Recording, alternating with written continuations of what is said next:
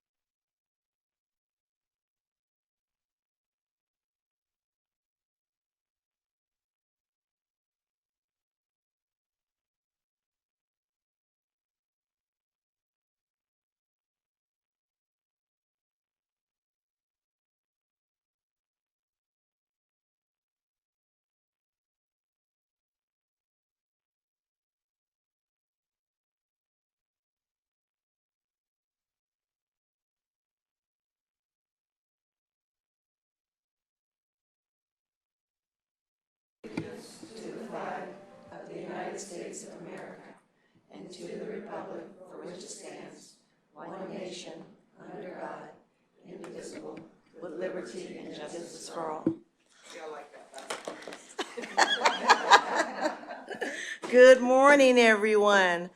We have a couple action items on our agenda this morning. If I could get a motion for approval of our new board members, which would be Mr. Chris Latvala, Commissioner Chris Latvala, and our Pinellas County School Superintendent, Mr. Kevin Hendricks.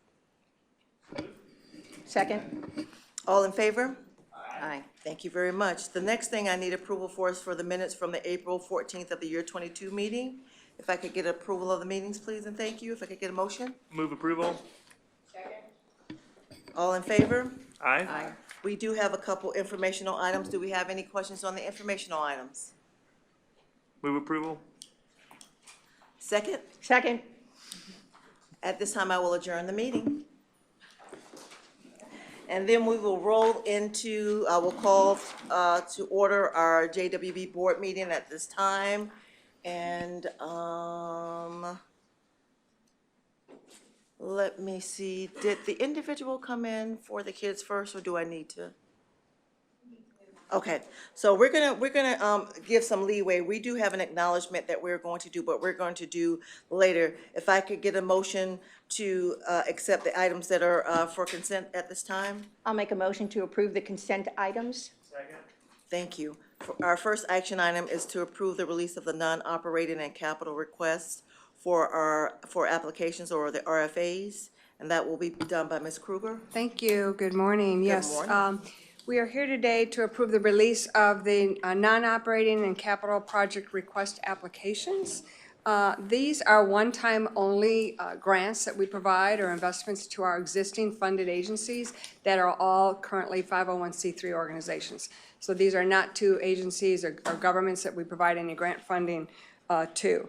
Historically, we provide this funding back in the fall, but this year we took a pause because Pinellas County had released their ARPA monies, their American Rescue Plan Act funds. So we held off because the funds were for similar things that we were providing, and we didn't want any overlap relative to agencies applying for the same projects with us as well as projects for Pinellas County. So in January of '23, the county awarded $2.2 million through their ARPA funding for their small capital purchases. We tracked those, and of that amount, 1.1 million of that was given to the agencies that we currently fund. So they were able to get about $1 million between that application process as well. So now we're getting ready to release what we would have released last year, but we're also including that with the amounts that we've budgeted for fiscal '24. So we've got the timeline here. So upon your approval today, we will release the award tomorrow. And then we've got a series of steps that go through that process. We've got a workshop that's provided, guidance for the applications, and then the deadline for submission for the applications will be on June 1st. We've got the evaluation committee selected. Beth Houghton has agreed to serve on the evaluation committee this year. So she wanted to read through all the applications and see what they are applying for. And then we will come before you in September to get board approval, and we will announce the award at that time, and then the contracts will be executed November 1st. So we have the $1.75 million that we would have issued this year, plus another $1.75 million for next fiscal year. So a total of $3.5 million will be awarded in this contract. We have increased the maximum that one can apply for a grant. We increased that from $150,000 to $200,000, and that correlates with what Pinellas County has done with their funding requests as well.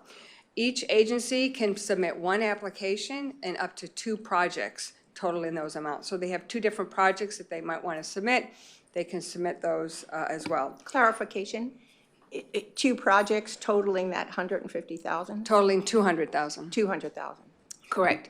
So if they needed computers for, I don't know, 70,000, and then they wanted a roof, something up at the roof for another 80,000, we would be able to give them up to 200,000 for both of those projects.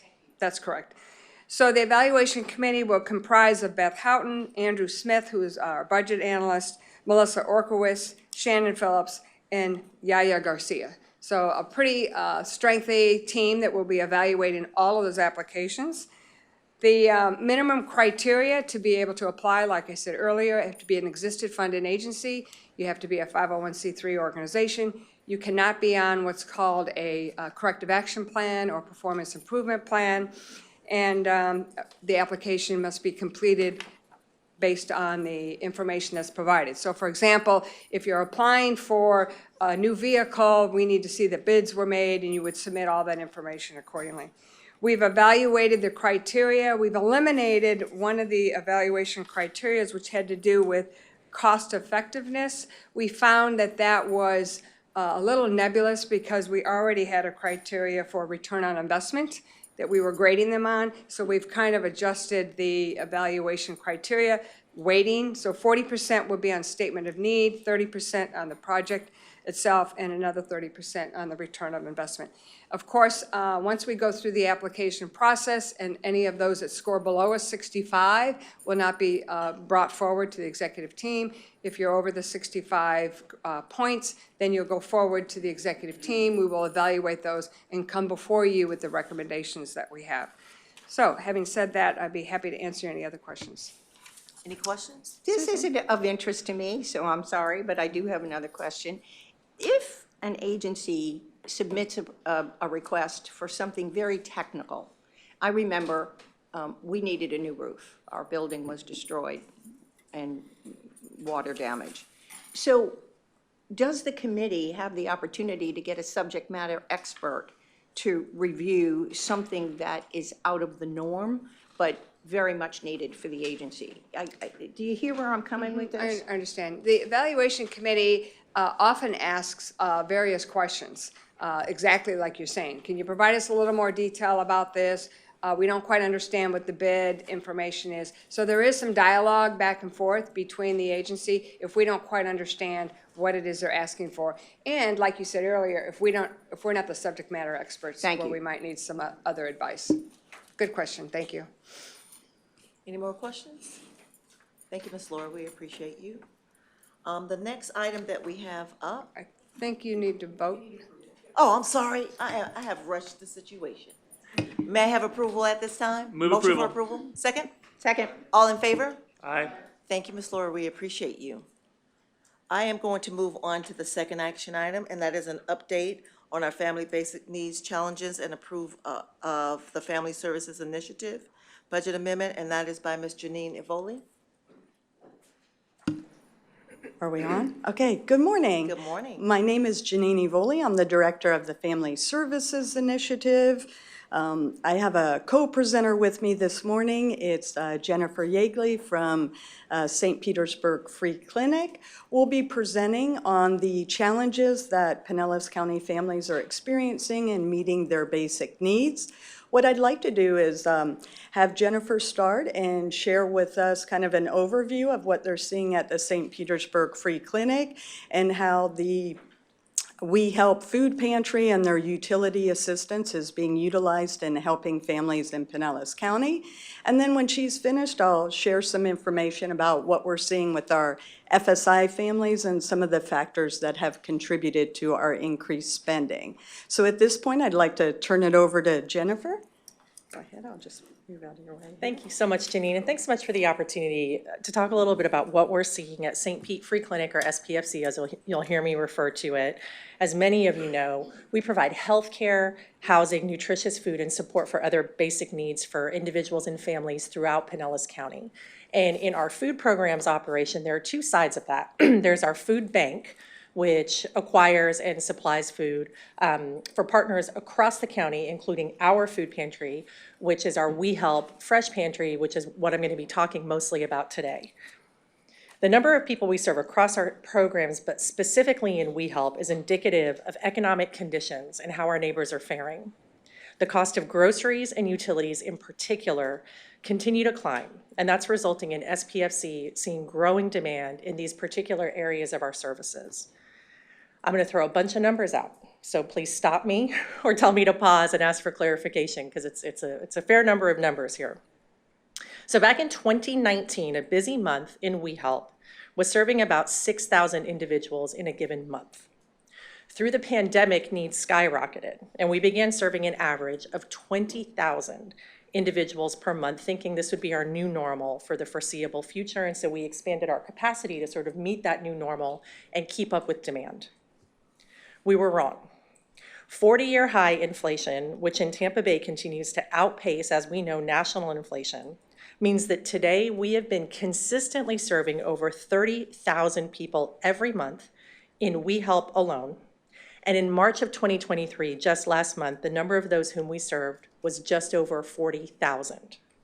Specifically, the number of children in need that we're serving has more than doubled over the last 2 years. In 2020, we provided nutritious food for 42,000 children through We Help. In 2022, that number had increased to 91,000 children. Last month alone, we served 12,700 children just in We Help. And again, that's not indicative of the food that we're pushing out to children and families through our other partners throughout the county. So that's just in our food pantry. In addition to food, through We Help, we provide water bill support for families. $100 one time per year. Since the beginning of our fiscal year on October 1st through March 31st, so those first 6 months, we have provided $177,000 in water bill payment support. That 6-month period is more support than we provided in the entire year of 2020 and 2021 combined. The adult caregivers in the families we serve are largely working. They visit us in their work polos and scrubs, and they're wearing their employee badges. They come to us straight from their shifts at restaurants, construction sites, and call centers. In the last 6 months, over 75% of those who visited We Help did so 3 or fewer months in that 6-month period. So that demonstrates that the majority of our clients are not relying on us as a continuous stopgap, but rather looking carefully at their bills every month and making hard decisions about what they can afford. So on those months when unexpected bills occur, things like a higher utility or water bill than what they were anticipating, or fewer hours worked because of a sick child, needing to put more gas in the car to get to doctor's appointments, an unexpected car repair or medical bill, all of these things can upend a household's very carefully planned budget. And our community knows that they can rely on us for healthy groceries to feed their children, and we're very happy to step into that gap. Only 7% of our We Help clients visit us monthly.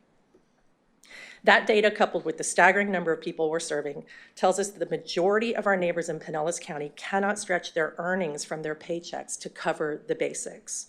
According to the MIT Living Wage Calculator, a family of 4 with 2 working adults and 2 children living in the Tampa Bay Metro needs to now earn $105,000 per year to afford the basics: rent, utilities, childcare, transportation. Pinellas County's median household income in 2021 was $60,450. Today, average working families cannot afford the basics, requiring organizations like St. Pete Free Clinic with the support of JWB, which we're very grateful for, and initiatives like FSI to step in until wages can catch up and keep pace with the cost of living. Thank you so much for the opportunity to provide that context. I'm happy to answer any questions if you should have them of me. I just wanted to say that we were not asking Jennifer here to report on the funding that we provide them, but rather we thought it was helpful to have some external context for the request we're making relative to FSI. But I'm sure she would answer any questions. Ms. Jennifer, I don't have a question, but I do have a statement. I think I'm in awe by your report. The fact that we do have working families out there that need to come to your organization for assistance is not a surprise for me, but it might be a surprise for some. And I just want to thank you for the report you gave today. Thank you so much. Thanks. This is an action item, or is it informational? Janine has a Janine, Okay, got Janine it. will tee that up. Yeah, coming back, I have some additional information to share with you. Again, just wanted Jennifer to kind of share with us what they're seeing in the community, and then I'm going to add some additional information related to what we're seeing with FSI. But I think it does speak to the fact that a lot of our families in Pinellas County are living paycheck to paycheck and really kind of struggling to make ends meet and meet their basic needs. And FSI has been a resource and a safety net for families for many years now. Our families are living paycheck to paycheck and really struggling. So with the current economic and community conditions, FSI has really been focused on helping to stabilize families, keep them in their homes, and prevent those utility disconnections, especially for those families with the little ones, 1 year of age and younger. So some of the other challenges we're seeing that Jennifer didn't mention is that as some of those emergency benefits have gone away and expired, that families are feeling kind of a little more of a pinch. You may recall during the pandemic, there were some additional SNAP benefits available, some additional unemployment, also child tax credit. All of those have pretty much gone away, and so families are really basically, for the most part, relying on what their income is and then what those other benefits were pre-pandemic. If you can go ahead and go to the next slide. So here what I wanted to do is give you a sense on what we're seeing in FSI in terms of the average family support provided. You can see that we have given a comparison of FY19 where the average amount that FSI utilized to assist families and stabilize them was $407. As we go to FY22, you can see that that increased to that $896. And through the first two quarters of FY23, we're currently at $1,483. So that is the average amount spent to help stabilize a family through our Family Services Initiative. Some of the things that contribute to that, obviously, are the inflation, the increased cost of rent and utilities in our community. The one thing I did want to just share with everyone is that in terms of FSI, when families receive assistance through FSI, they do have to meet our FSI eligibility criteria. So any of the families that are receiving financial assistance through our FSI resource pool do meet that criteria, which is Pinellas County resident, custody of a minor child under the age of 18 or a confirmed pregnancy. The family must also have an income or benefit, what we call a qualifying event, an unexpected event that really has kind of pushed them out of their ability to meet their basic needs. And then our other criteria is that the family is sustainable. So if we're able to assist them with this current need, kind of get them through this current bump in the road, the providers work with the family to identify what their sustainability plan is moving forward. So just want to make sure folks realize that it's not just a financial assistance program, it's really a family support and stabilization program. And I know our providers really do a good job of working with families, identifying what their needs are, not only assisting with stabilization, but also with some of those linkages and connections in the community to help them through the immediate crisis, but also in terms of long-term needs. If you can go ahead and go on to the next one. So this next chart really gives us a sense of our expense by category, so you can see where there's been some shifts in our spending. And I'm hoping you can see those pie charts up there. But basically, you can see on the left, we again have the FY19 as our comparison. At that point, our top 4 categories for assistance were rent at 48%, shelter at 30%, and then we have our electric at 5%. Other would include things like food, infant and safety, personal hygiene, cleaning supplies, and then also as part of our Safe Sleep initiative, we also do assist with safe sleep for the little ones, which could include a pack and play or a toddler bed. We again want to make sure those little ones have safe sleep and are not co-sleeping with caregivers or with siblings. So if we shift over to the FY23 quarter one and quarter two expense by category, you can see that the rent has drastically increased and is now the bulk of the assistance that we're providing to families, again, to try and prevent them from being evicted, keeping them in their home.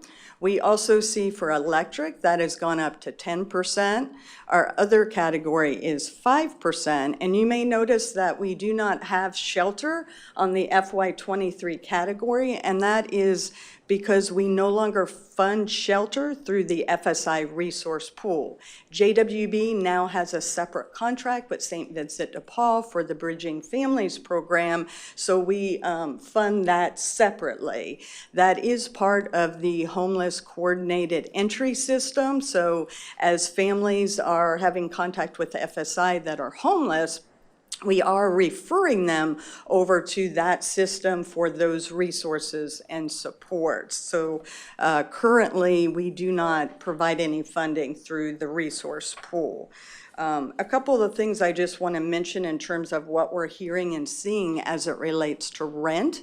A lot of our families and our providers are reporting that the landlords are less flexible, very impatient, and quick to move forward with eviction if families are not paying their rent. Sometimes a family could be behind 1 month rent, and the landlord, property managers basically saying, if I don't have payment by Friday, I'm going to move forward with eviction. So there is kind of an urgency with a lot of the cases that we're seeing through FSI. The other thing, and as everyone knows, our property values in Pinellas County have skyrocketed. So that has caused an increase in the rent. So as families' leases are expiring and coming up for renewal, we are seeing that a lot of families' rents are going up so high that they are being priced out of those properties and then needing to relocate to and find affordable housing.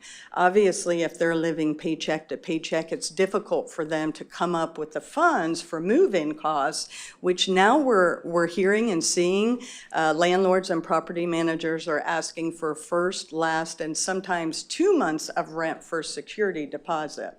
So that's a significant amount of money for someone to come up with if they're living paycheck to paycheck and only have a 30 or 60-day time frame to be able to save for those moving expenses.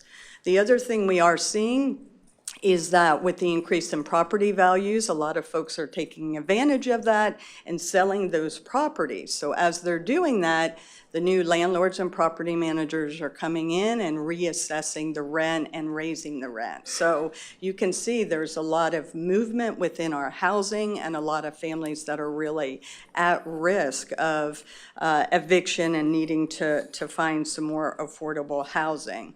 The one thing I will say about electric is that Duke does have what they call a payment plan. So if families are behind in their electric, they can ask for a payment plan. And basically what that does is that splits up that past due amount over a 6-month period. So then for the next 6 months, the family has to pay their monthly electric as well as what the portion of that additional amount would be. If a family's unable to do that, then the full amount becomes due, or else those utilities are at risk of disconnection. So again, you can see families are trying to work their budget and get in a position where they can meet those expenses, but sometimes the amounts are so great that they just don't have the funds to cover that. If you can go on to the next one. So here we wanted to give you a sense of our resource pool expenditures over time. We did start with FY17 and kind of give you a sense on our spending over the past few years. We wanted to kind of give you a sense on how things were pre-pandemic so that you could kind of see that change. Currently, we are seeing increased utilization, and our spending obviously has gone back up related to some of the factors that we've already talked about. But at this point, you can see that the spending in FY18 was a little over 1.7 million. And then in FY19, we did have a little drop. FY20 is when the pandemic hit us and everything pretty much closed down. I think it was early March that happened. During that time, FSI was really a safety net for a lot of families before those federal dollars became available. It did take some time for those dollars to come to our community and for those processes to be set up in order for families to apply. So we did see a big increase in utilization prior to those federal funds.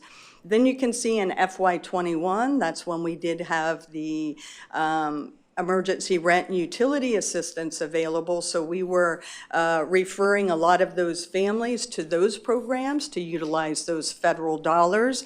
And FSI was really utilized for other needs that particular funds weren't covering, as well as for families that weren't eligible, or those families that had urgent needs. Those processes tend to take a while, and sometimes we had families, again, that were at risk of eviction. Sometimes those federal funds took a couple months, where through FSI, we can quickly assist a family provided they meet eligibility and we have all of the supporting documentation needed. So those are two of our items. Then you can see for FY22, we started to go back up. And then I had mentioned that for FY23, we have our figures through Q2. And you can see that we're already at 888,000. So through the first 2 quarters, we've spent a significant amount more than we have for the past couple years during the pandemic. If you can go ahead and go on to the next one. The one thing I did want to say, I'm sorry, before I move on, is in terms of that resource pool, I did want to let you know that not only do our navigators, our PAMs and Gulf Coast navigators access that, but we also have 7 side door providers that access that as well. They don't receive the navigation services because they already have a case manager, a counselor, a family support worker working with them. But they are able to access that resource pool to assist with basic needs. And then in addition to that, we also have a number of partnerships and points of contact with our child welfare diversion programs, as well as our legal entities that assist with eviction prevention. So you can see that the pool is really accessed by more than just our navigators and really does provide support to a lot of families in Pinellas County. So with that said, I want to move on in terms of this slide. It's really to give you a sense on what our FY23 allocation is, our forecast, and then our requested funding. So on the left is our current allocation, which is our $1.3 million. The next bar reflects in the blue what we've currently spent through the first 2 quarters. And then if we were just to double that to, say, get us through the end of the year, that would bring us to 1.7, which is above what our current allocation is. However, we know that during the summer, we do tend to see increased utilization and spending as those electric bills go up higher, as well as families at that time of the year tend to want to try to get into stable housing before school starts. And then in addition, there's some additional back to school expenses that sometimes stretch families a bit much. So kind of keep in mind that 1.7 number. If you go over to the next bar, that's the FY23 forecast, the 5-year cumulative CPIU number, and that is the Consumer Price Index for urban consumers. In terms of that, basically what we did was looked at our FY18 spending, which was that 1.7 million, and we converted it to FY23 dollars. So if over the past 5 years we would have kept pace with that consumer price index, our current resource pool would be at $2.2 million. Now, obviously we didn't do that. We didn't have the need at that time. But that brings us to now, why I'm coming before you to ask for additional funding for our resource pool. Currently, I'm requesting and asking for approval to move $790,489 from our future programming to the FSI resource pool. That amount added to our FY23 allocation would get us to that $2.1 million, which is that requested funding bar graph. We're not asking for the 2.1, just the difference to get us there. So at this point, I'll stop and see if there's any questions or comments related to any of the information provided or the current request. Any questions from the board at this time or comments? I'll make a comment. That was very well presented and very easy to follow. I don't do numbers well. That's why I went to law school. So, but I get it. So thank you. Thank you. I appreciate the feedback. Ms. Ralston? I do. I want to go back to the comment about the qualifying families. Yes. If I heard it correctly, they have to have, I heard all the qualifications. The one I'm interested in is they have to have some income or benefit. Yes, a family, to be eligible for FSI, they would need to have some sort of income or benefits, and that's how we get to that sustainability piece. We do have some families that are on disability or may have unemployment or other types of income or benefits, but it is a requirement of the program. As I said before, it's not your traditional financial assistance program where the funds are available and we help whoever is in need. We really are focused and targeting those families who are sustainable, hit that kind of bump in the road, and with a little bit of support and wraparound services could be stabilized in a good position to be able to support their family moving forward. Right, and I assumed that was what you were going to say. So not that it's pivotal for today's vote, but I am curious of the families that we serve in FSI, how many are working poor? I think going back to the conversation or to the presentation that we heard from St. Pete Free Clinic, I would be curious to know, and again, it's not pivotal to today's vote at all, but I am curious at some point if I could get that information, or we could get that information, like what percentage are working poor? Because I from what we heard, that seems to be escalating even more. And I've been around for a long time and was involved when it was Alice Families and the Asset Limited. And I'm just curious if that population is, yes, that population is rising, and that means our services our resources are stretching and helping them over the bump. Second comment being, I don't see any other lights. What I saw from the dip during COVID is that there were lapsed dollars being spent on this need, particularly during COVID. So if we look at it from a different angle, is that what you're asking for today is really money over the last couple of years that we're reinstituting in a certain way. Right. So I was just wanting to make that comment and see if that got some head nods, and it did. Beth? Yeah, I was just going to say, I think we wisely stepped back when there were federal dollars available. We utilized the navigators that we already contract with to assist families in accessing, and I'm not going to be able to name them all. I think there were 5 different programs, but CARES was one of them, and ERAP, and anyway. They kept coming, but in terms of our own budgeting, it was hard to know when that was going to stop.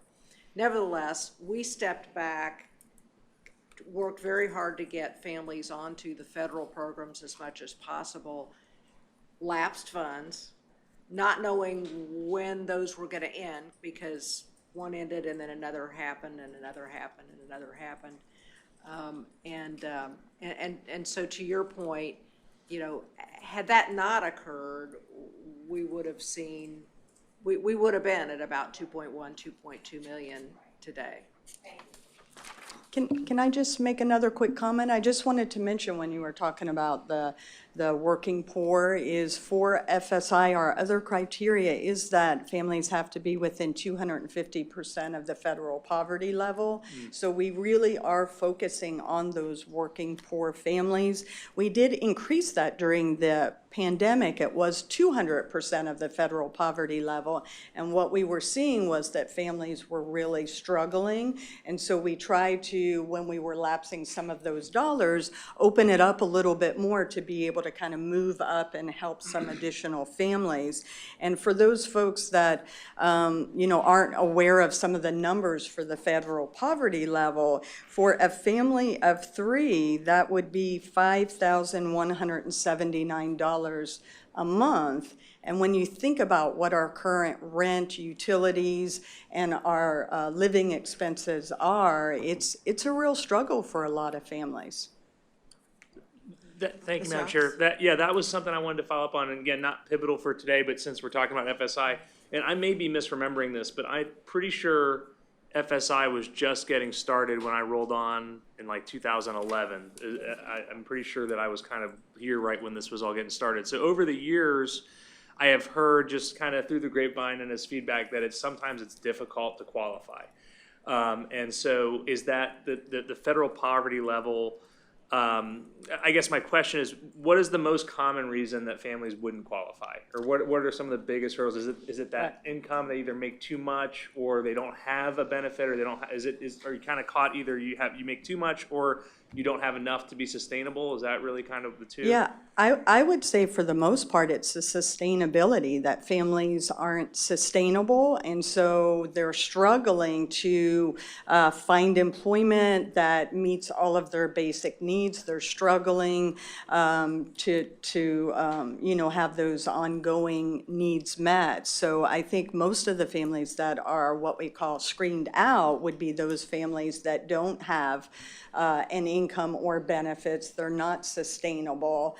Again, not focusing on financial assistance, but that family support and stabilization piece. But I think that, and then sometimes the qualifying event is a little challenging because families will be struggling, and there's a combination of things that happen that result in them being unable to meet their basic needs. It's not just one thing, and so it's kind of over time, they continue to fall behind, further and further behind, and then by the time they get to a program for assistance, they're several months behind and struggling. So I would say that sustainability piece and the qualifying event are two of the areas that sometimes are challenges for families to meet those criterias.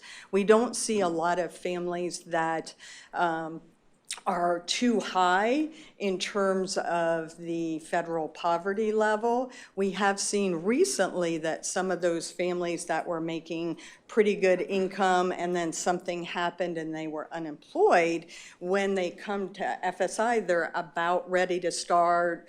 And some of them, once they get working, have a significant income and can meet all of their expenses, but just trying to help them through that bump in the road when they didn't have an income is kind of where we're focusing those resources and that stabilization.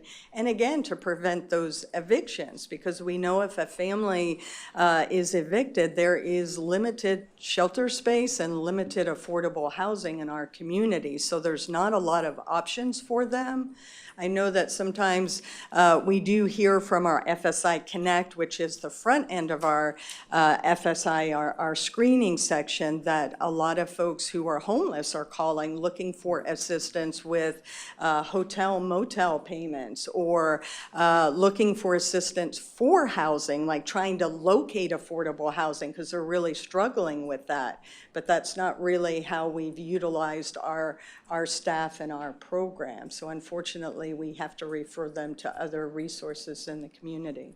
I understand this is mostly a preventative program, right? Yeah. To prevent them from getting to an unsustainable situation. But Yeah. obviously, the folks that are already unsustainable need the help the most in some ways. So hopefully, I don't know, just that's a broader conversation that I'm sure you all have all the time. But Yeah, and I'll just also add that for those families with FSI, there are families that receive navigation and support linkages and don't necessarily need the financial assistance. They may be struggling with trying to access assistance in our community or struggling with various systems. So there is that piece as well, and we tried to structure the program so that we can really wrap around those families and address what their needs are, what their barriers are. Mr. Hendrick? Yeah, I just want to make two comments. The first is just related to the presentation from the St. Pete Clinic and the food banks and the necessity of families to access those. I can't help but make a connection to the federal school lunch program that we provide to our students in the school system. You may or may not know that during the pandemic, most of the statewide providers, like US Foods and others, basically told school districts, we're not interested in serving and doing contracts with you anymore. So most school districts have to do that themselves. We are the drivers, we go out and seek the food, all those things, as the restrictions from the federal government on what we can provide have gotten tighter and tighter. And so frankly, the quality of our program, and our students tell this all the time, is not as good as it once was. And so I think that's caused families to go out and seek, particularly even young students, go out in our food pantries and things that don't have the same requirements as the federal government are stocked and emptied every week from our students and families. And so I think that's part of the reason why the community is doing that. The second point I wanted to just ask is the 2.1 million enough? You showed the graph with 2.2 million if you just follow the consumer price index, and we wouldn't want to get in a situation where we're in the end of the fiscal year and not have enough. I'm sure you could come back and ask for more, but it sounds like the need is there. Yeah, and honestly, that was one of our challenges, and we sat with our fiscal folks, with Beth, with our executive team, and really tried to look at that because we wanted to try and find, I guess, an amount that would enable us to continue to assist families through the end of the fiscal year, but not too much that we would have a high lapse, and then again, not less that we couldn't get through that fiscal year. So we tried to kind of come up with a number based on our projections, based on the CPIU, and then also our spending. So I don't know, Beth, if you have anything else to add to that. Yeah, how about if Linda answers? So year-to-date, on average, we're spending about $150,000 a month. If this gets approved, we'll have the ability to spend about $180,000 a month. So we think an extra $30,000 a month should help us with the extra electric bills and the kids being at home. We're feeling pretty good that that should be sufficient. But to your point, it's always possible we may come back. We were trying to find that medium of not asking for way too much, but we hope not having to come back and run through this again with you. But I appreciate your willingness to look at it again if we see the summer explode. I mean, that's really the unknown is, as you know, kids home from school, not getting the meals that you provide them during the year. Thank you for your report. Are there any more comments at this time before I move for a motion? Motion to approve the proposed budget amendment? Second? Second. All in favor? Thank you. Thank you. Ms. Leedy, are we ready to go back to your item? So now we're going to go back up to our acknowledgement for the Kids First Cooperman Bogue Awards, and that will be done by Ms. Linda Leedy. Good morning. Good morning. The Juvenile Welfare Board believes that those who work to give children a brighter future deserve recognition. And today, we're honoring our newest Kids First awardees, 3 outstanding social service professionals who consistently go above and beyond. So if I call your name, go ahead and stand up. Summer Kirk. Summer Kirk is a social service counselor with Pace Center for Girls of Pinellas, where she provides exceptional, heartfelt counseling to Pace girls, working with them on any number of risk factors that introduce them to that program. She does active case management, provides resources to her girls in a support system to the families, and wholeheartedly tries to meet the needs of all her girls so that they can lead full lives of opportunity, dignity, serenity, and grace. Summer is a role model and inspiration with an exceptional moral compass, and she radiates positivity and embodies the mission and vision of PACE. And because of Summer, all PACE girls feel special, valued, and empowered. Congratulations, Summer, on receiving this honor. Do you have anything you want to say? I'm not as good a speaker as I mean, just thank you so much for the recognition and the award. And obviously, I love serving our girls. It is definitely my passion. I love serving our youth, especially what we call the Not Promise youth. At-risk youth, I love serving at-risk youth. They mean a lot to me, and yeah, I love what I do. So thank you so much for you guys for the recognition and for deciding for nominating me. So yeah. Well, thank you, and we'll see you at our luncheon.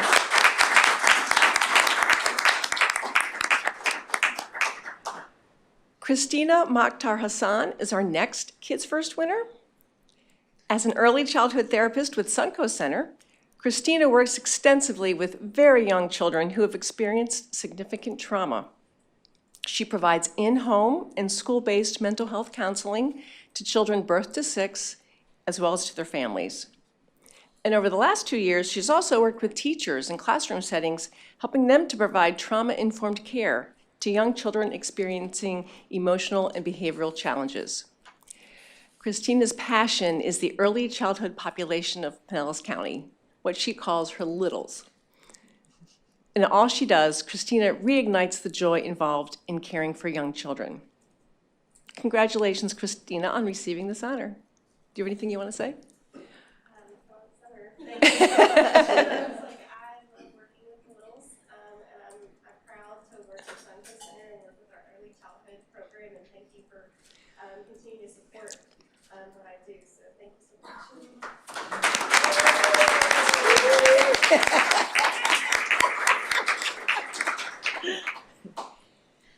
And our third awardee today is John Arias Young. John Arias is a recreation specialist for North Greenwood and Ross Norton Rec Centers with the City of Clearwater. In this role, John Arias serves as the liaison between program youth and their schools, families, and communities. Regardless of the task, John Arias does it with a phenomenal personality and contagious positive spirit. His passion for helping others is evident in the way he cares about each child in the program. He knows all their names, their interests, and what motivates them. While the teenage years can be challenging, John Arias connects and engages the most difficult to reach, and he's been a stable, consistent, and trusted person in their lives. Youth keep coming back to the program and staying off the streets thanks to his efforts, and because of the relationships he's built. Congratulations, John Arias, on receiving this honor.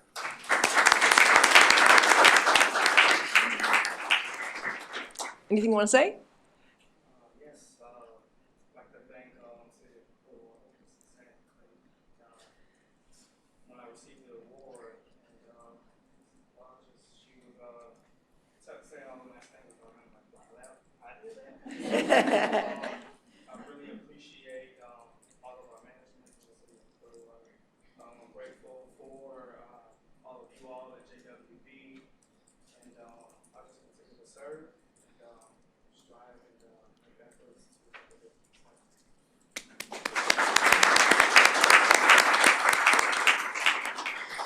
And we will see these 3 winners as well as our 4th winner at our luncheon on April 28th. Thank you, and again, congratulations to our recipients. Next, we have our presentations, and we'll start first with with Dr. Barbara Morrison Rodriguez, who will give us a data update on the Kids Count program. Did you want to leave an opportunity for our awardees to leave or invite them to stay? Thank you. I am holding you hostage. No, not really. You guys are free. You guys are free to leave, and I think you want to take a picture. She wants to take a picture of you guys. Thank you for coming today, but you're welcome to stay if you want to. No pressure. Before they leave, can I just make a comment to our last Yes. gentleman who was recognized? One of the exciting things, and I look at our superintendent of schools, the connection between the community and the children that you're serving in the community back to Pinellas County Schools. I heard in the nomination, the liaison is vital for child success. And I just wanted to recognize that that is pretty significant. And I, as someone who worked for both Pinellas County Schools and the community, it always frustrated me that there wasn't as much connection as there should have been, in my opinion. So this award for you, this recognition, is really pleasing. Actually, one of the assistant principals and coaches at the high school when I was there. So I remember the time. You're looking good, Janice, you're looking good. Thank you once again for coming.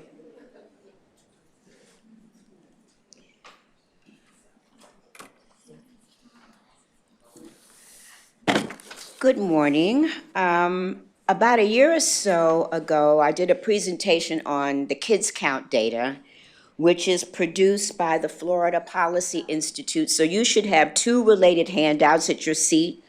One are the actual pages from the report for the state of Florida as a whole, and then for Pinellas County specifically.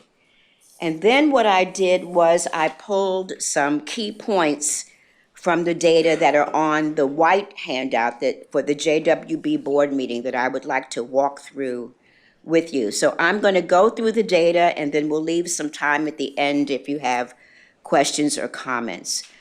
The Kids Count database produces 16 factors with 4 domains that it looks at. And those domains are economic, education, health, and family. And if you look at the page, you will see what the specific data points are for each of those 4 domains. And for the state overall, if you look at economics, there were 3 that were better, and 1 was the same, which was the unemployment rate. For education, there were 2 that were the same, 1 that was better, which was the high school graduation rate, and 1 that was worse, which was 8th grade students not proficient in math.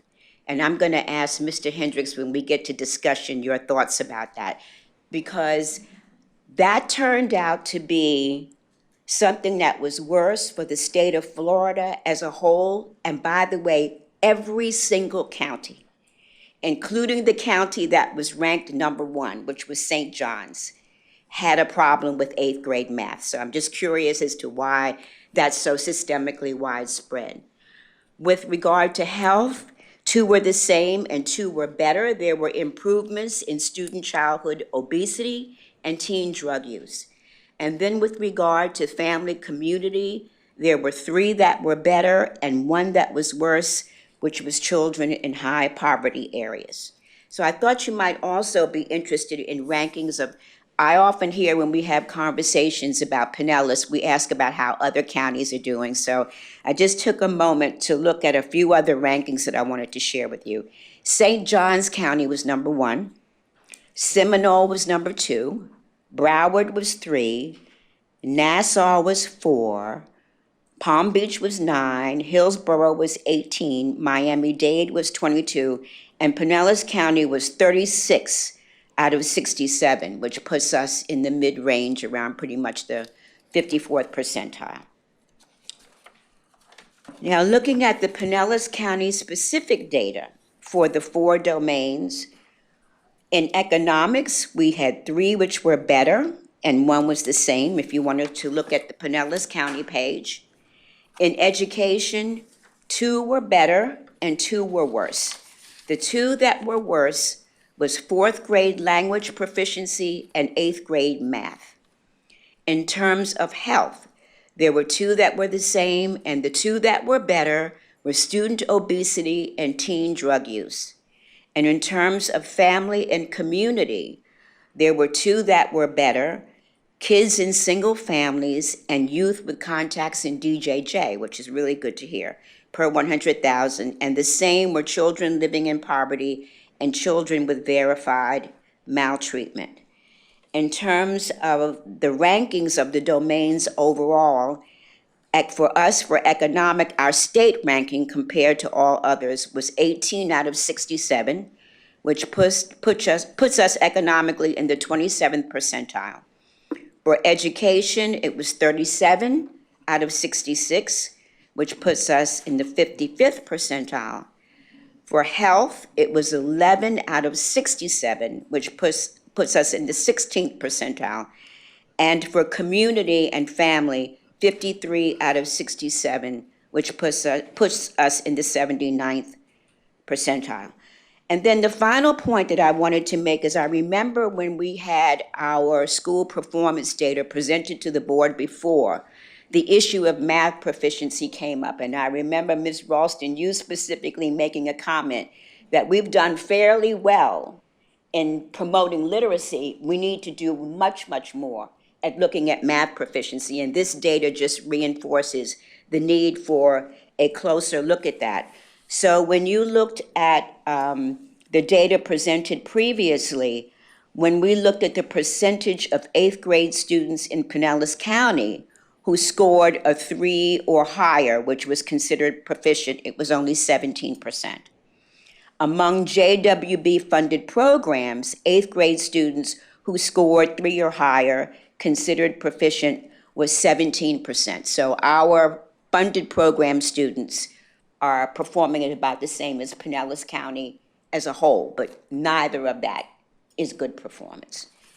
So just let me stop there and ask if there are any questions. One of the things that I would like to read to you in closing, because I think it's so important, is this paragraph of explanation, or really comment, kind of editorial comment, which came from the Florida Policy Institute. And they note that the rankings were developed using the kids count data. The outcomes in communities are not accidental. Counties with higher rankings tend to be well-resourced places where families can afford to invest in things like high-quality childcare, education, and other opportunities for their children. Counties that rank near the middle tend to have a mixture of well-resourced and less well-resourced areas, such as some larger counties with a combination of big cities, suburban, and rural areas.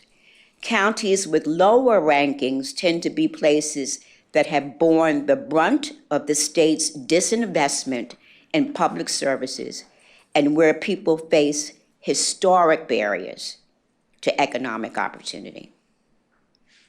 And then when Michael does his Child Opportunity Index report in a moment, which is fabulous, it's going to give you some more minute data, which puts some of these key indicators in perspective. Any questions or comments? So, Mr. Hendricks, what's going on with 8th grade math? Well, so one clarifying thing first. The state has 5 levels of performance, and level 4 is proficiency. 3 is considered satisfactory. Okay. And 3 is generally what's reported as the percentage of students who are on grade level or above. And normally that percentage, say for literacy, is between 55 and 60% at most grade levels. So when you look at the 4th grade one, you're really looking at the percentage of students who are not a 4 or 5. Okay. When you get to 8th grade math, believe it or not, in some ways, I smile at where Pinellas is, because what happens is the more students that take algebra in middle school, they don't take the 8th grade assessment. So we have about half of our students take algebra in middle school. And the more that you have, that means the fewer take this test. And so students who would perform at a high level on 8th grade math really are misplaced. They should have been in algebra. Because we have some students take algebra in 7th grade, then we have a lot take it in 8th grade. In fact, about half of our students do. So as you put more students in advanced math in middle school, your numbers here are logically going to actually get worse. And so that's a concern, obviously, for the students who are taking 8th grade math. But if they were proficient or even satisfactory, they didn't take the test. They wouldn't have taken that. And in fact, the grading formula requires a student who gets a level 3 in 7th grade to take algebra in 8th grade. So the only students taking 8th grade math should be those that were behind in 7th grade. Now, having said that, we want to push all of our students, and certainly mathematics is probably a little more of a challenge than literacy for the reasons you stated and the investments that the community's made in literacy. But it is a little bit of I'm surprised the Florida Policy Institute looks at that and doesn't include algebra in there. Just in terms of the ranking of school districts, based on this, probably the best metric to look at is on what the district grade is and how that then compares. Pinellas has been a B for a decade and has vacillated anywhere between 22nd in the state to 38th or so. I think last year we were 31. And so our goal is to be an A and to get ourselves in the top 15 or 20 school districts. Thanks for those clarifications. Any other questions? No questions, no comments? Thank you very much Thank for your you. report. We have another presentation as alluded to. We have the Child Opportunity Index update by Michael Hoveka. Good morning, everyone. So we first presented on the Child Opportunity Index back in December of 2019. This is to give an update on that. So it's a metric that we are able to actually run at our leisure at this point. I'll give you some background for it just in a moment, but I just want to let you know that you have these binders in front of you that include the first run of it in 2019 and our most recent run, which was done this year in beginning of 2023, the calendar year. And you can see side-by-side comparisons. The beginning part of the book will show the overall in the 3 domains that include health, environment, socioeconomic, and education. And then you will see we have break it down all within single factors. One of the first things, too, I want to kind of start with to really make you think about opportunity is, a phrase we've all heard is America is a land of what? It's a land of opportunity. But what is opportunity? How do we define it? Many different definitions, many ways to define it. But specifically for us here at JWB, we like to look at it through the lens of child opportunity.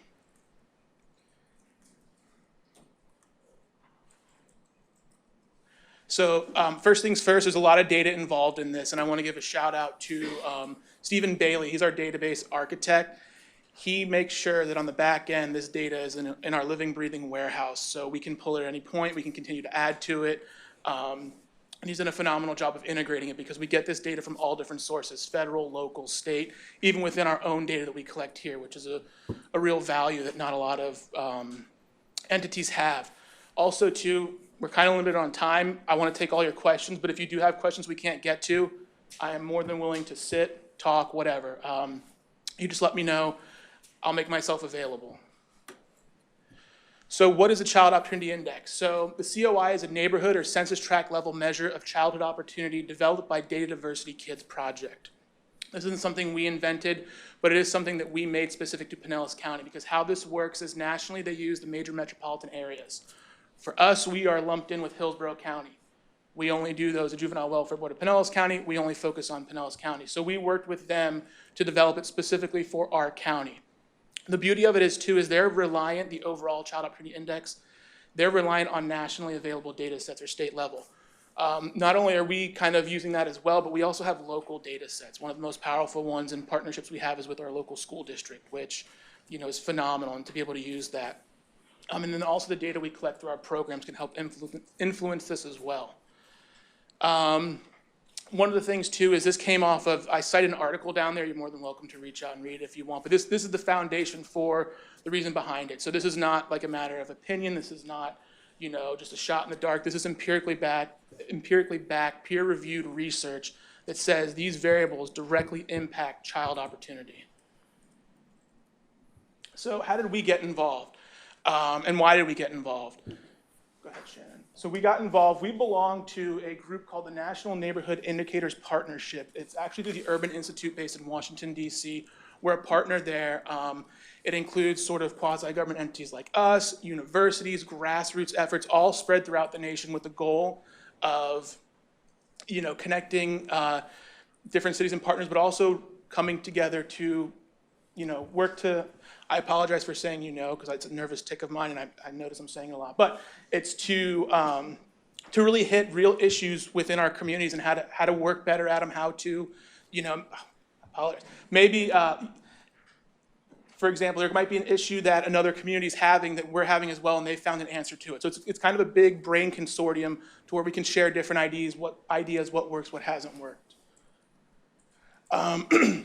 So why do we get involved? Because we want to be able to measure, examine, and improve the lives of children and families that we serve here. I know a question that's come up for ages ever since I've been here is the work we're doing, is it having an impact on the children? You know, is it making a difference, or what is going on with that? And so that's what this tool enables us to do. So originally, if you've been here for a while, you know that JWB, we used to use the 5 high-risk zones in Pinellas County.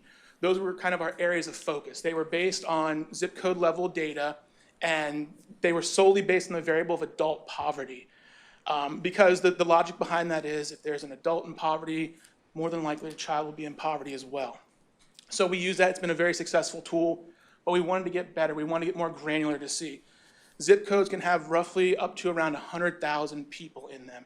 Census tracts, they can have no more than 8,000. That's a much smaller number. That's a much more, that's a much more easily grabbable number to kind of conceptualize. If you think about it, Amalie Arena holds almost 20,000 people. So we're only talking like a small fraction of that. So it's much easier to understand, visualize, and then be able to take prescriptive action towards that.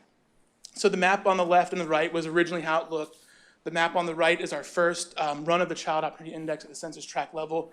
And you can see we overlaid the zip codes on it to show how much more granular it is. So we can see within, for example, the high-risk zone number 1, where Tarpon Springs will be located, there's multiple census tracts there, and they're in all different states and different levels of child opportunity. And so being able to break it down like that, we can then better focus our resources to those areas.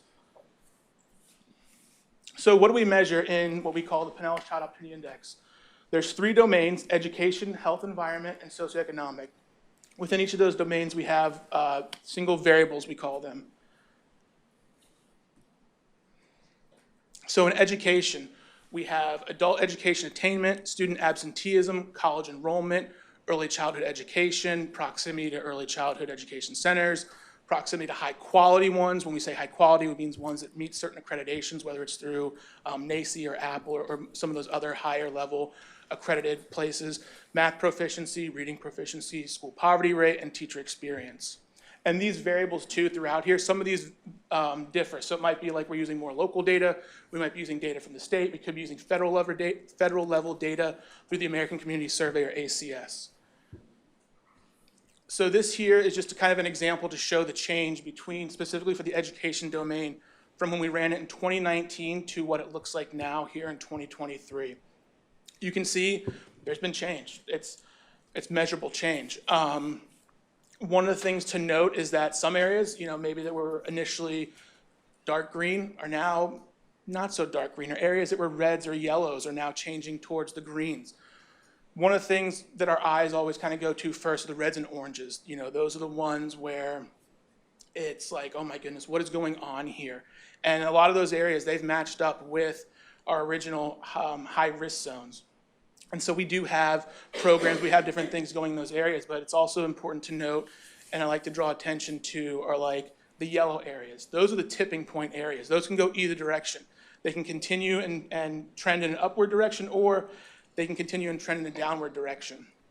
And the beauty of this index is that, we have all the education variables here combined into one, but we also have them at the single variable level. So we can break down and see which one is it, which variable is causing an area to be a green or a yellow or an orange or a red.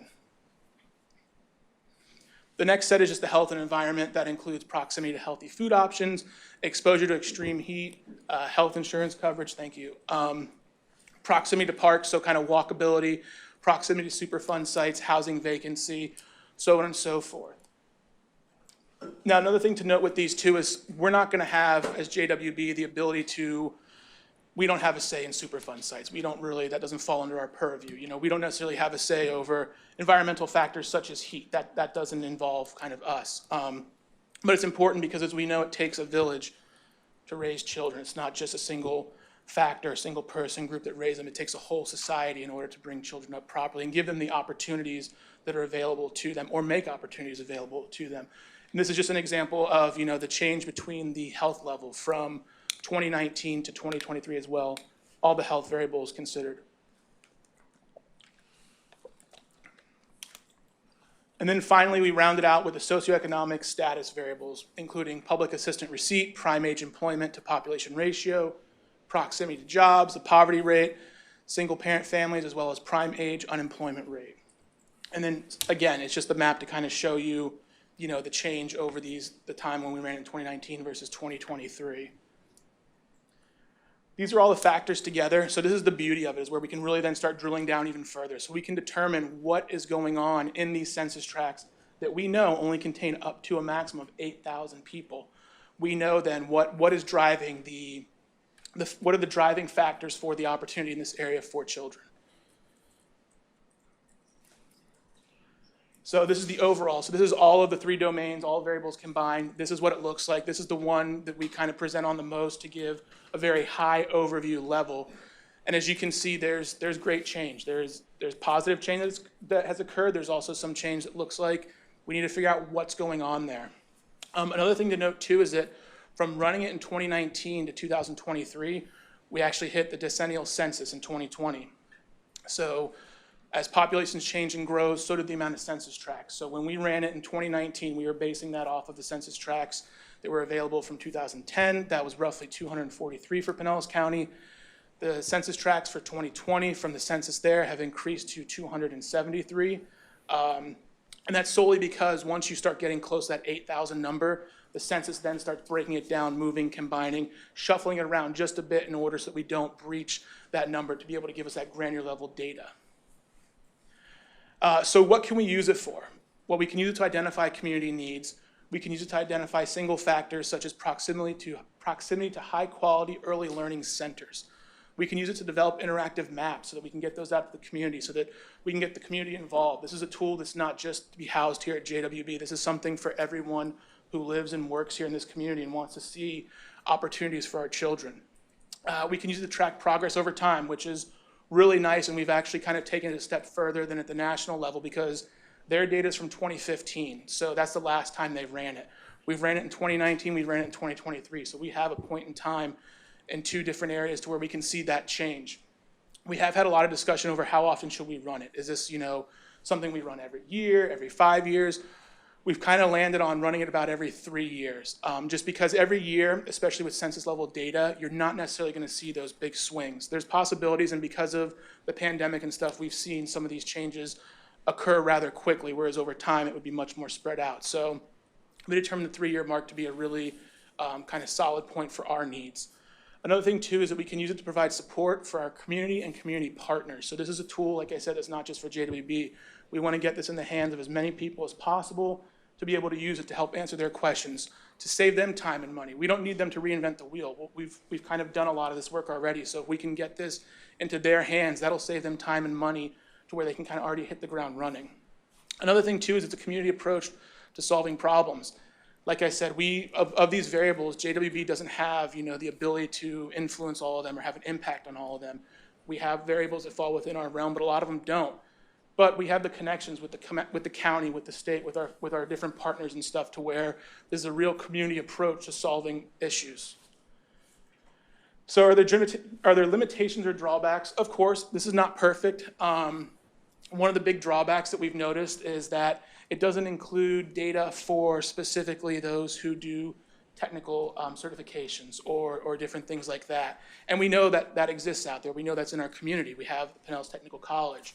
So we know that not being included in our data set here and only looking at college graduates or people with degrees, that's a limitation because we know we're much more broad than just those specific areas. So that's one of the things we're looking at too in the future, not necessarily incorporate with this index, but also to have that data to look at. That way we can say, okay, well, this area is showing red for, say, percentage of adults 25 to 65 who have college degrees. However, we notice that in the census tract, the majority have, technical training or other sort of certifications that enable those areas to have the opportunity needed. So what's next? If you haven't heard from Becca already, she's also been instrumental in this, but it's, tell your peers, shout it out. We're really trying to get this out there, trying to get it in the hands of anyone who's interested. We really want to be able to share this and have people use it. This is not meant to sit on a shelf. It's not meant for, I've said it before, it's not meant for just us. It's meant to really get out there to answer and meet the needs of our community, especially related to child opportunity. And then two, just also to help us continue to strengthen our local data sets. So we kind of pride ourselves in that we have pretty robust data. Beck and I have done a few presentations on this all over, and people are continually impressed with this sort of data that we have. Not many people have access to it, not many people have it, and so we're really proud of that, and we're really proud to then be able to say, hey, we have this, let's use it together, let's partner together and get this out there. So I'm gonna open it up for questions. One thing I do wanna kind of remind, and I meant to say it in the beginning, but think back to when you were kids, where you lived. Think of the opportunity based on your neighborhood. You know, did you have opportunity, did you not have opportunity? We can all experience times or remember times where just being given the opportunity in general, or the lack thereof, might have drastically changed our direction in life. You know, might have drastically changed what we wanted to do, where we wanted to go, type of thing. So we just ask you to kind of keep that in mind and think about it, and then realize that we now have the ability to measure that and also change and improve it. Questions? Any questions or comments? Commissioner Latvala? Thank you very much, Your Honor, and thank you, Michael, for the presentation. This is only my second meeting here due to the County Commission meeting schedule that sometimes conflicts. But one of the first things I learned as a board member, and I learned it during orientation, is that when you ask questions, it gives you the opportunity to participate in further meetings. And one of those meetings I was able to have the opportunity and privilege to take part in was with Michael and Becca, and it was to go over this, and that was a couple weeks ago. And I was so impressed with their presentation that I asked them to, I then gave them extra work, and I asked them to make 6 binders that I then gave to all of my colleagues, and told my colleagues on the county commission that they needed to reach out to Michael and Becca and then avail themselves of meetings. But this is a wonderful resource. And what impressed me most was looking at the right side of the page compared to the left side, and the improvement in Pinellas County, but the work certainly is not done. But thank you very much for putting this together. Ms. Ralston? Yes, outstanding. Thank you.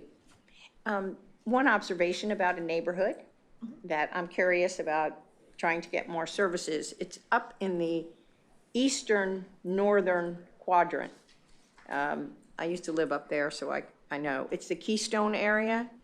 There's probably 4 or 5 indicators that have dropped overall, dropped in performance, health, and the third one that caught my attention was 3- and 4-year-olds registered in school. So, you know, when you have an opportunity to have such outstanding data analysis that you're providing for us, my question is, we have a neighborhood family center in Tarpon that, at least from my background of being up in Tarpon Springs, is more focused on downtown and some other higher poverty pockets. But it's surprising to see that eastern portion of Pinellas County, North Pinellas County, dropping in some of the, so again, you know, it's one thing to have the data. The second thing is, okay, so what are we going to do about it? So my point would be, if we could get with the Tarpon Springs Neighborhood Service Center, see what's going on up there, spend some more time up there. And again, not wanting to give more work to staff, but I mean, I'm just fledgling here looking at some of the data. So just the point I want to make, but thank you. This is outstanding. Yeah, no problem. And the beauty of it is too, is, you know, with our mapping capabilities, we don't have to keep it at that high level. We can zoom into block areas. We can really get into the nitty gritty where we can see the cross streets, you know, so we can really hone in on that and better understand. We've also done in the past, and we're going to be doing here in the future, is overlaying like our program sites, our funded agencies. So we can overlay that on these maps, and we can see, you know, what's going on there. Do we have maybe a, I'm just going to throw one out there, but like say, for example, with the high-quality early learning centers. Do we have one in an area that is showing, Right, because that's need? one of the indicators, and when you look at a socioeconomic drop in that community, and I just happened to be up there last week for some other reason, and I'm just curious about what's changed since 19 to 23 with that particularly, that census block. So. Any more questions or Yeah, comments? if I could make a comment, I want to share an observation about the CAP Center up in Tarpon and my experience with them over the decade. One of the things that we often don't capture, and sometimes it happens slowly and you may not be aware of it, they've had a significant increase in their Hispanic population over the past 4 or 5 years. When I used to go up and visit Tarpon and I would go to the computer lab, you'd see a lot of Black kids. Now I would say 3/4 of them are Latino. So when you look at things like changes in indicators for English proficiency and some of the things that we're talking about, if we don't capture those demographic shifts, what we're doing is we're comparing disparate populations who were absent in one measurement period, but now included in another. And that's the kind of thing that the people at the center could tell you, the change in demographics that they've seen over time. That's happening a lot in various pockets in Florida. And it's not always apparent on the surface. You have to dig to kind of figure that out. And as the years go on, Tarpon Springs is known less as being, the hub of the Greek community in Pinellas County. And again, because I lived up there, I'm familiar with the evolution from the 70s to where we are now. But that's a very interesting point. Thank you for letting us know about the shift in demographics there. Yeah, and we can actually pull 2 additional data through the ACS. It's an extremely robust data set from the federal government that we can pull and do that year over year and see how those demographic changes occur and how it influences these indicators as well. I think both of these comments remind us that after this kind of data, then there's ground truthing that is really helpful to do, to really talk to people in these areas. If we have a concern or we want to know what happened that was good, go talk to them and find out what they believe caused it or what else they think is going on. Right, and one other idea is the North County Council.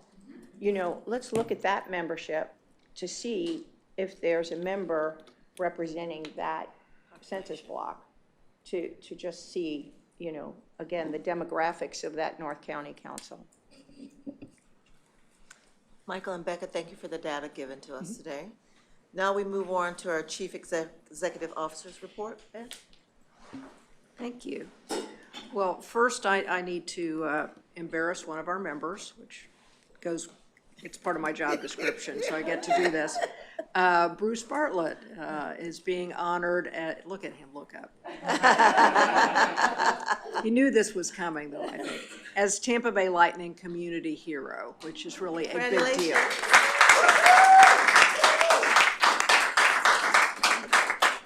And I know he will modestly say it's all about Loriana Forsythe and the work that she did, but Was it during a playoff game, Bruce, or did you get a playoff game, or? It's good timing, so. it's like next week, I think. Next week is not a playoff game. This is coming up real soon. So yes, they will make a wonderful fuss over him, and my embarrassment of him here is nothing compared to what they will do. So, but I am pleased that one of our board members is being recognized for his work and impact to better the lives of those experiencing domestic violence in particular. He does so much else, but you may know that he was instrumental in the existence of the new, of CASA's new Family Justice Center. It doesn't work without the state attorney's participation. And so he has been named a Tampa Bay Lightning Community Hero. Few things to know: 1 in 3 women and 1 in 4 men have experienced domestic violence. In the United States, about 10 million people are physically abused every year, and 50% of CASA shelter residents are children. The Family Justice Center supports survivors with victim advocacy, civil legal attorneys, legal advocates, government victim assistants, prosecutors, law enforcement, and representatives from community-based organizations, all in one place. And that's really the magic of it, is that all of those things are in one place.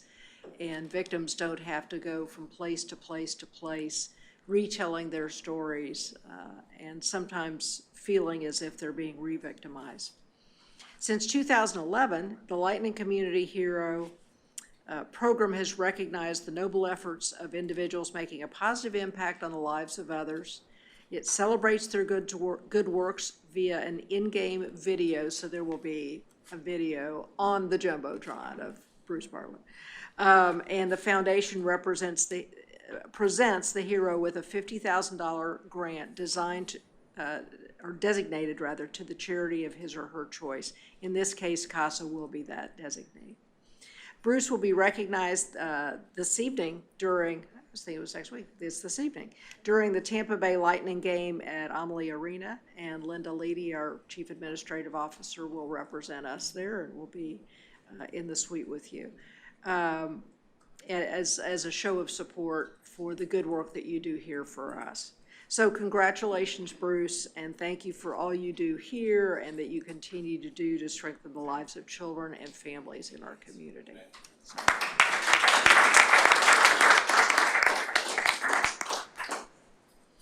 So on a roll here with people to acknowledge, JWB CFO Laura Kruger-Brock has been named one of the finalists for the Tampa Bay Business Journal CFO of the Year.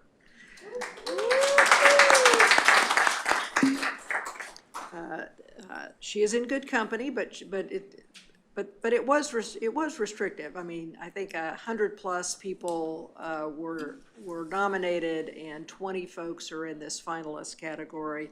We know she's really the best, but yes. You know.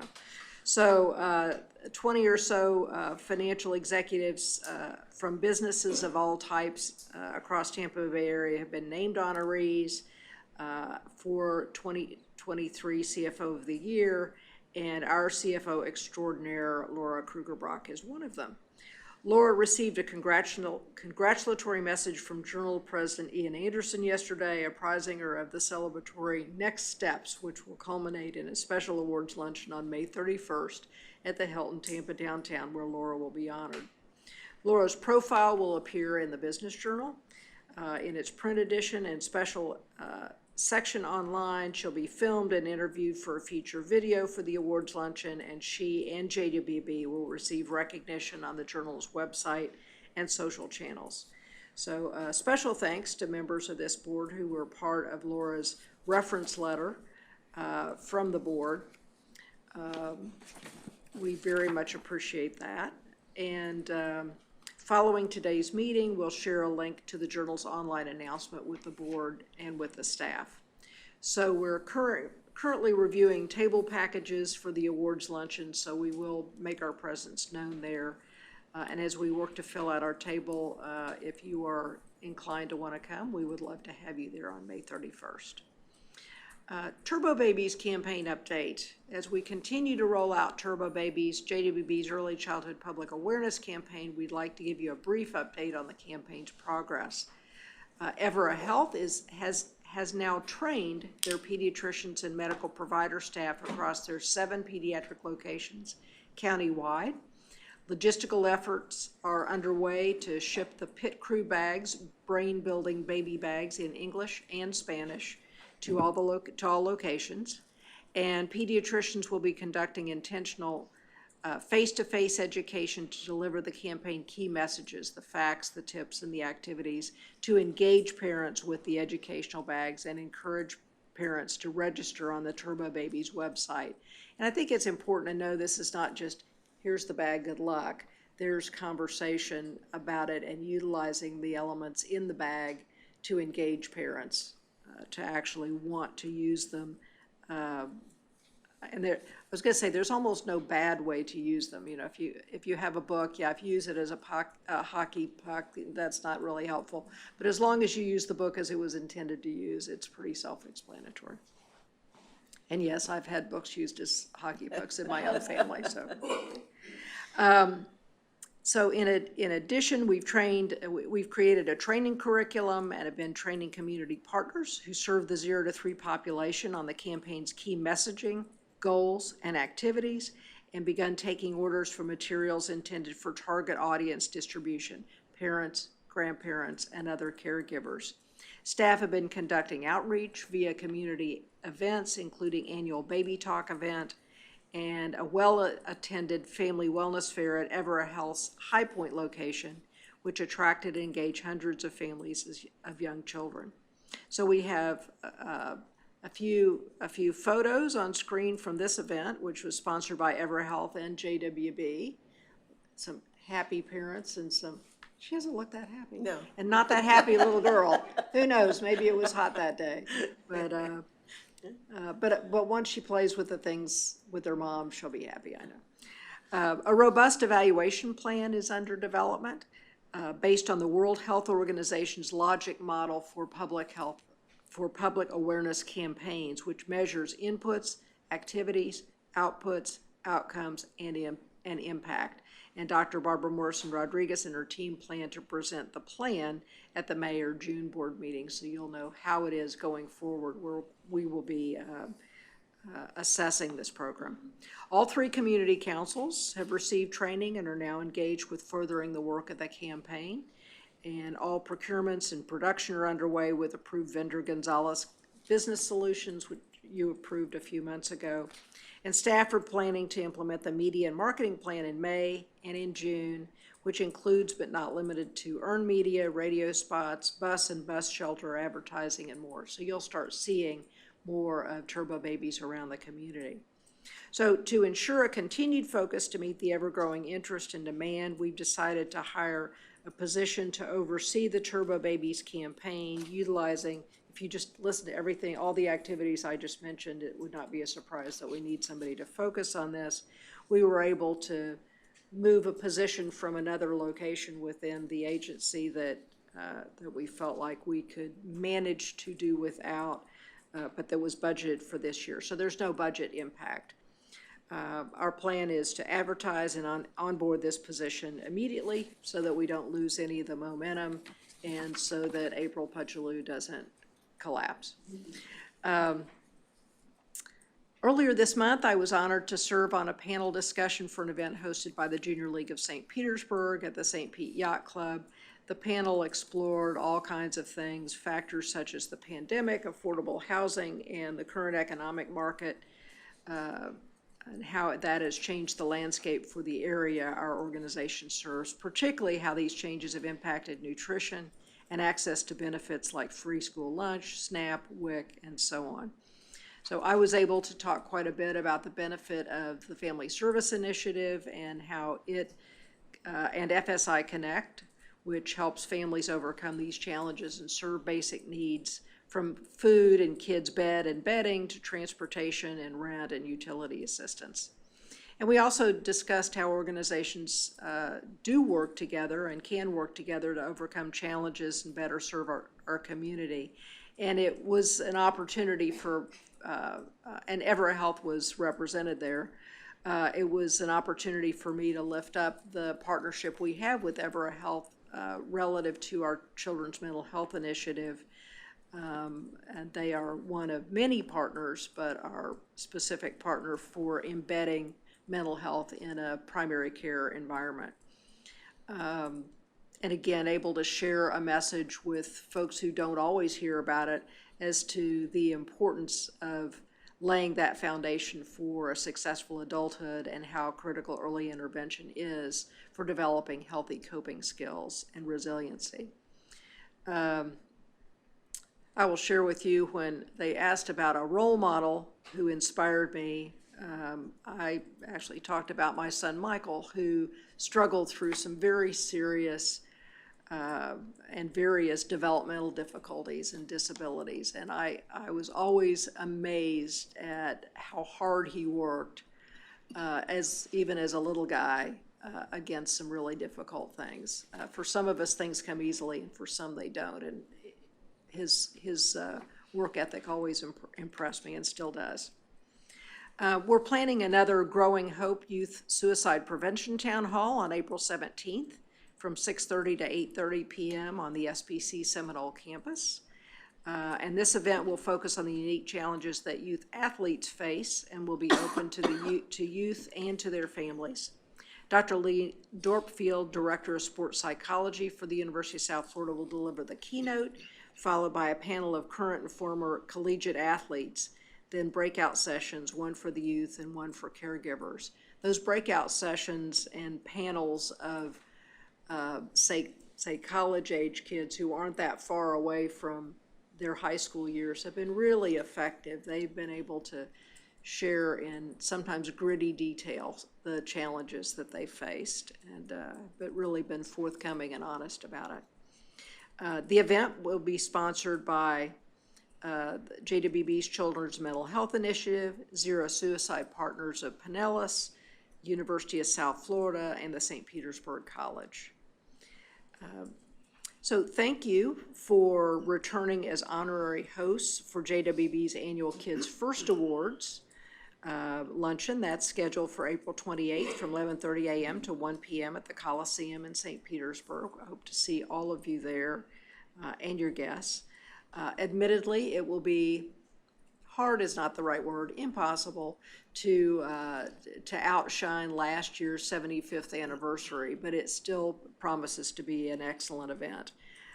We will honor our 4 outstanding social service professionals with our Kids First Awards, 3 of whom you saw today, 3 scholarship recipients for our Spence Education Award, and this year's winner for our Dillinger McCabe Leadership Award, which once again will be kept secret and has been, and named at the close of the event.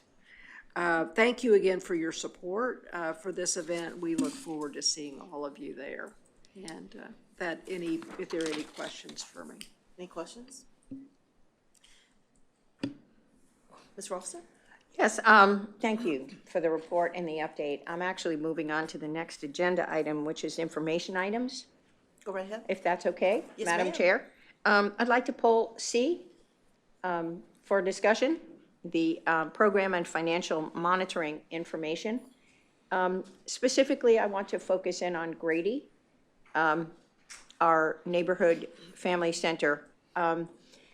Grady's been on this report for quite some time, and it does say that the corrective action is being extended once again, not meeting expectations. And this is a neighborhood center that I visited all of them in 2019, all of our neighborhood centers, all of our community councils in 2019. So it goes back a ways, but this particular center surfaced for me then as one of what I would have considered our lower performance, serving fewer kids, some issues that I discussed with both Judith and Marcy back then. And so I've been somewhat patient with our new leadership team and looking at our neighborhood family centers. They should be held to the same standard as any of our other agencies, contracted for services, taxpayer money, and I would really then today ask you to give us an update and let us know what your plan is and how long do we keep them on this plan. And I guess the other part of this is the staff time that's involved, that our staff time from Juvenile Welfare Board that's being spent to constantly monitor this. And this is an agency, again, that has been here for quite some time. So with that, I'll calm my remarks down and turn it over to you, Beth. I'm going to ask both Karen Bogus and Laura Brock to comment more on the specifics, but I want to echo Ms. Ralston's frustration that this continues to not get better. And I think within the next month or two, executive staff and as well as program managers and so on are going to look really hard at whether there should be another contract for this agency come October 1st. But let me let Karen and Laura talk more about the details, and that will sort of round out the why of the statement I just made. So they have, yes, good morning, everyone. This agency, Grady, has been on corrective action since April of 2022, so we are going on a year for this corrective action. Originally, they were placed on corrective action because they were having challenges getting licensed, which is a requirement of our contract. And it started before the pandemic, but then certainly through the pandemic. And I think we were being understanding during that time, especially with some of the construction issues that were at place there in order for them to get licensed. But last year in April, when those issues had been addressed and they still weren't licensed, we placed them on corrective action. When we place an organization on corrective action, we inform them both verbally and through a letter and reviewed the entire corrective action with them. I reviewed it with the executive director and the board chair, and attended board meetings as well. They finally achieved licensure, but when we send out that letter, we say during this time period, if any other monitoring issues arise, we will be placing, we can add those onto your corrective action, which is why this was extended. So initially it was for licensure. Then there were some financial issues that came out. They weren't adhering to some of their policies that were in place, and I'll let Laura speak to that specifically. Currently, one of the issues programmatically that we see is the number of participants served. So yes, we are extremely concerned about that. Currently, they are licensed to serve 42 youth at their center. They are currently, to date, from October 1st through to today, when we pulled the report, they are serving 19 youth. And when we talk about adults, that is family support services, where their family support staff are meeting with parents in the community, setting goals, helping them stabilize their family or work to find resources. And to date, they've served 8 that are currently in our system. So we have, made an internal decision. We were going to extend only until June 30th. Of 23. And they have to meet financial aspects of this, and also we expect them to increase their participants to the point in time of year, through June, and, to be serving more than half of what they're targeted to serve. Do you have there with you what their target is? Yes, so they're targeted to serve 65 youth, and so 19 they're serving, 95 adults, and they've served 8. Okay, thank you. And their allocation, I'll just add, because maybe that's the next question. Their allocation for fiscal year 23 is $684,582. And so what happens, does that money just lapse then, or what happens with that money when they're not serving? It lapses. And that's one of the reasons why we built up such a huge reserve over the years, is because those lapsed dollars rolled in the reserve, so. But in some cases, they do have staff there that are being paid. I don't know. And they're not providing services. But they're not providing I see. services, so Yeah. it's one of the two things. Either they're lapsing it, or it's being spent, but they're not doing what it is we're contracting with them to do. They did have some key position vacancies over the last year. That was part of a component in their corrective action, was to get those key positions filled. They were all filled during December of 2022, but yet we're still seeing low numbers. On the financial side, we perform our financial monitoring visit on an annual basis. Excuse me. And when we performed the one this past year, we found that they had continued to have significant deficiencies and/or material weaknesses on their external audit, because we always look at the external audit. So a couple of those had carried forward. Some of those were failure to submit their annual audit to us on a timely basis. I have taken a peek already at the most current audit that came in, and that has been alleviated. But that was a repeat finding that we had on our financial monitoring visit. We also found on the previous year's financial monitoring report, we had several recommendations that we had listed, and several of those dealt with their current accounting policies. We review their accounting policies. We determine or we suggest recommendations that might be to strengthen those, or there might be areas that are not best practices and so forth. We had several of those that we had included a year ago, and none of those had been implemented. I take exception to that. There was one that had been implemented, which had to do with implementing a nepotism policy, which they had done that. But all the other items had not been updated. We pulled a sample during our visit, and we had several exceptions relative to the testing that we did, relative to different areas, bids, signatures, bank outstanding checks, several things.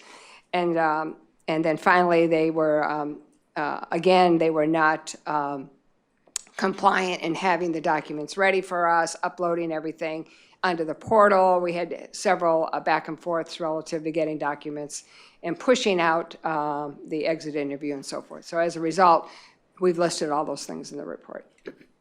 Excuse me. So I come back to you, Beth, to say, at the next board meeting, I would like an update and to see. I think this has gone on quite some time, and I think it's important that we treat our neighborhood centers the same as we would any other funded agency.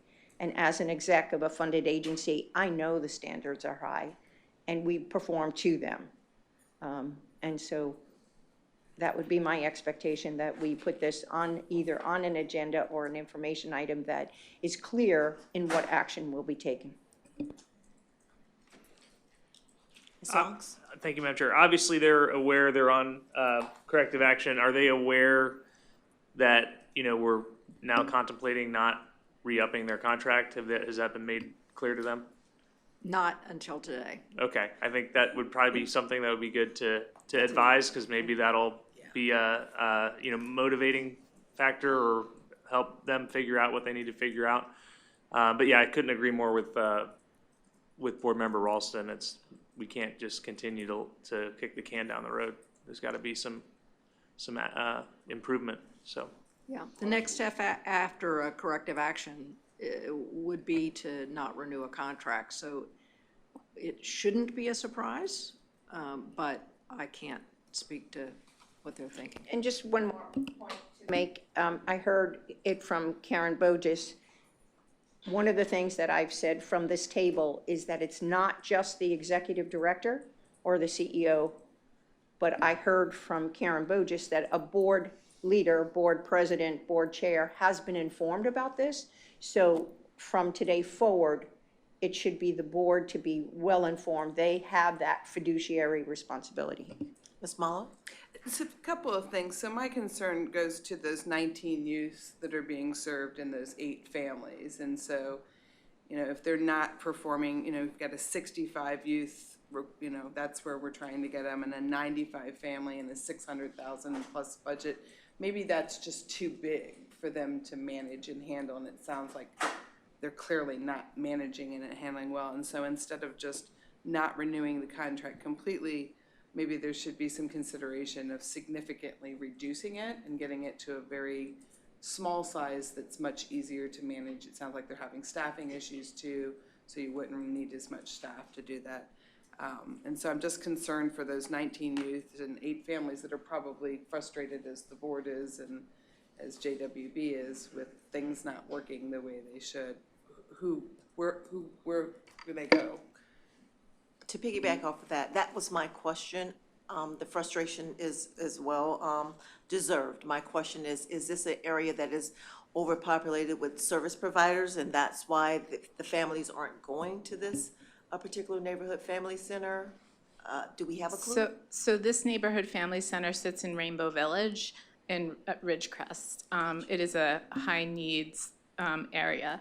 So, and to explain, so whenever we start talking about potential not renewing a contract, and we know that how important this is for families, and and I will say, as a parent who had to register their child for summer programming back in February, we know that our neighborhood family centers provide summer programming, and families probably have already registered, for services here. So we would look for a transition period, and we would look to the other providers, out-of-school time providers, because that's specifically the program that's happening there. We would look to see what providers are in that community, and we always work to transition every child and every family that is in a program to another appropriate program.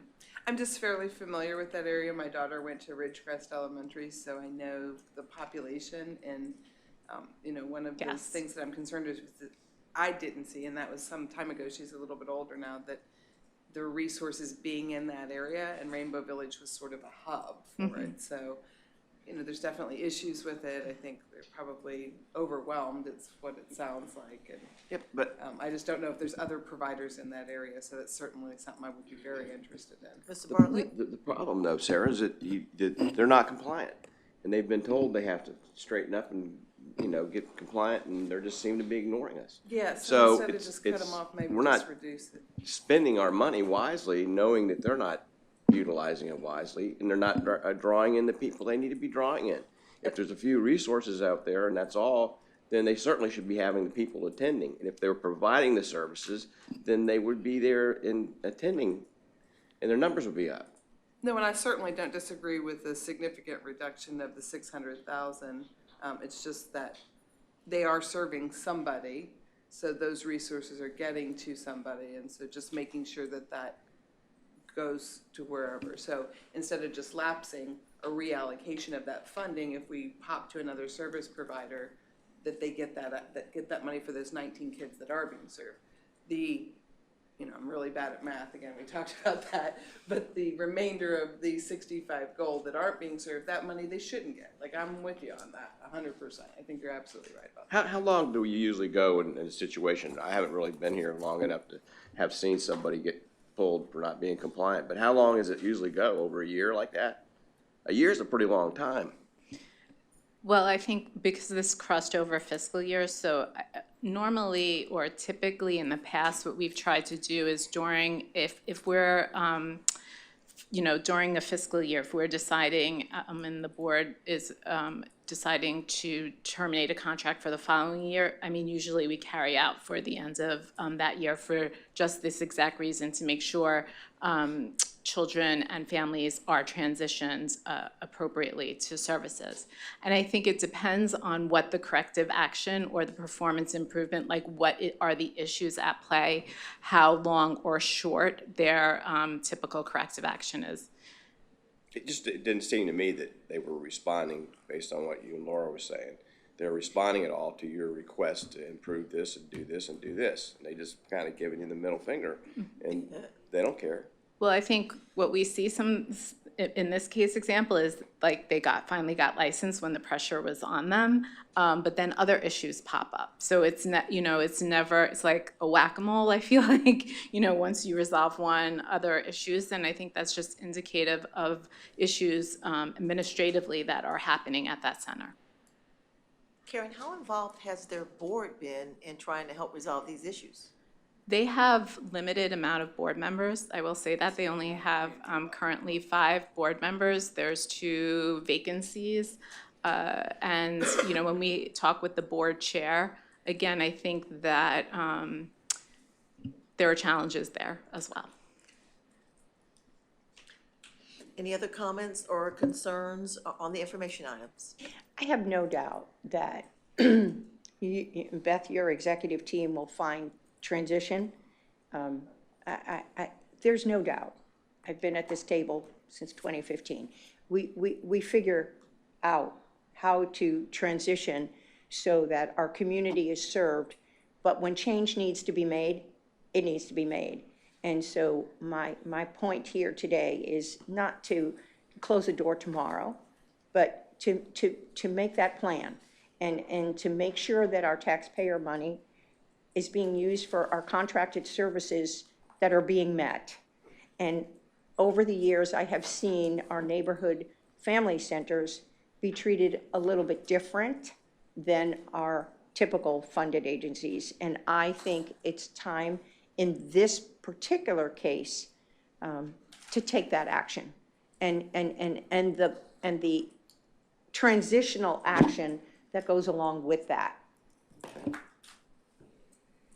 Thank you. We'll come back next month with a report, one way or the other, and take all your comments very And seriously. I'd like to hear that transitional part, right? I mean, I don't doubt, but that's part of the decision, I think, is what is the transitional plan and what are the other resources in that area? You bet. And make sure they have notice that we're gonna be talking about them. Yes. And they had noticed that it was likely to come up today. I have no doubt. Any more comments on the other informational items? We are at the open agenda, and Ms. Powell is on the phone, but I don't know if we have any comment cards here that represent it. I do want to. Collecting them, and there are none. Okay. I do want to give acknowledgement for our March anniversary for Ms. Cheryl Miller for 8 years. Congratulations, Cheryl. If there are no comments or concerns, the meeting is adjourned at this time. Hey, Beth, is that an aura ring? Yes. Okay, so how do you like that? Because I was thinking about the transition. Shannon, I'm going to hang up now. This is Colleen. Yes, ma'am. Thank you so much. I heard perfectly. It was great. Great. Thank you, Colleen. Have a good day. Thanks. Bye-bye. You too.